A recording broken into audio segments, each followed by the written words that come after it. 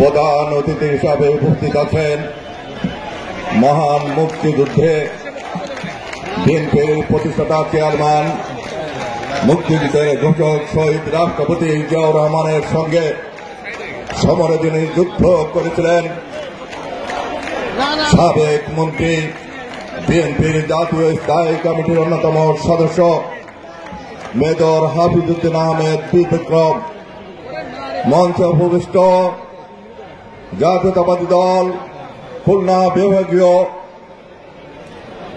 সাংগঠনিক সম্পাদক জনাব অনিন্দু ইসলাম অমিত, মঞ্চে উপবিষ্ট খুলনার গণমানুষের নেতা সাবেক ছাত্র নেতা বিএনপির তথ্য বিষয়ক সম্পাদক জনাব আজিজুল বারী হেলাল, বিশেষ অতিথি হিসাবে রয়েছেন খুলনার জনগণের কাছে অত্যন্ত প্রিয় রাজনৈতিক ব্যক্তিত্ব ঢাকা বিশ্ববিদ্যালয়ের সবুজ চত্বর শিলদার ছাত্র রাজনীতির মাতৃগর্ভ সাবেক ছাত্র নেতা বিএনপির ছাত্র বিষয়ক সম্পাদক জনাব রকিবুল ইসলাম বকুল উপস্থিত রয়েছেন।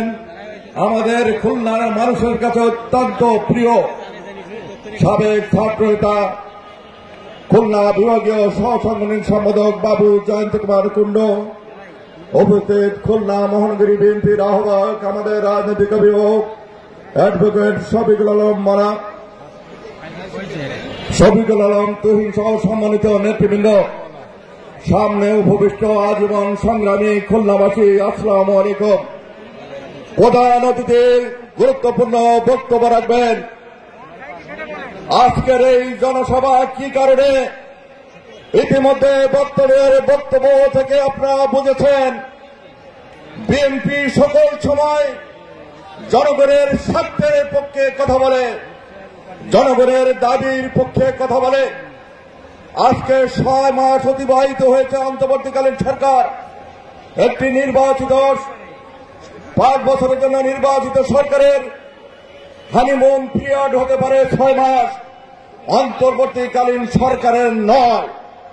6 মাসে জনগণের যা প্রত্যাশা ছিল তার প্রাপ্তি এখন 0। আমরা দেখছি দ্রব্যমূল্যের ঊর্ধ্বগতি, বাজার সিন্ডিকেট তারা নির্মূল করতে পারে নাই, আইন শৃঙ্খলার চরম অবনতি। সংক্ষেপে বলতে চাই, পতিত স্বৈরাচারের এই ফ্যাসিবাদের যারা দোষর ছিল তাদেরকে রেখে সুশাসন সম্ভব নয়। সঙ্গত কারণে বিএনপির দাবি অবিলম্বে নির্বাচিত সরকার প্রয়োজন। সেই দাবিতে আজকের এই জনসভা। সকলকে ধন্যবাদ। খোদা হাফেজ।